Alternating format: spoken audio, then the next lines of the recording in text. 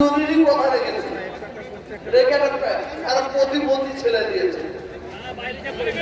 কিন্তু বুঝতে পারলেন না, বলেন আলোচনা বলবেন আপনার ছেলে দাও আর মেয়ে দাও, চারটা সুস্থতা দাও, ছেলে দাও আর মেয়ে দাও, যাই না সুস্থতা দাও। আপনারা পরিপূর্ণ সেক্টরে এসেছেন, মুজাহিদের জামান দাদা হুজুর রহমাতুল্লাহ আলাইহি প্রত্যেকের কাছে বলছি শুরু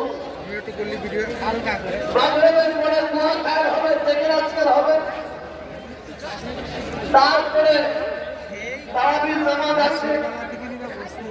এই ফুরফুরা শরীরের লক্ষ লক্ষ মানুষ কেন আসে? তারা কি পাগল হয়ে গেছে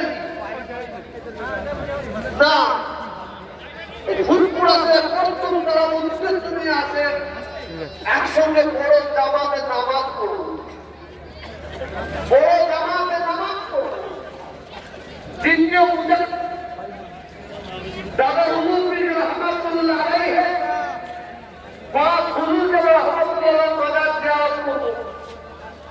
এই ফুরফুরা শরীরে অগণিত আল্লাহর মাহবুব বান্দাদের মাজার আছে, কবর আছে।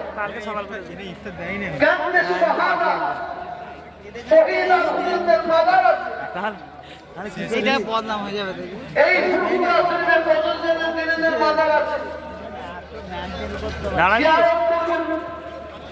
ভগবানের কবরস্থানে ধারে গিয়ে আপনার কবরস্থানে ধারে গিয়ে গান শরীফ পড়বেন, দরুদ শরীফ পড়বেন।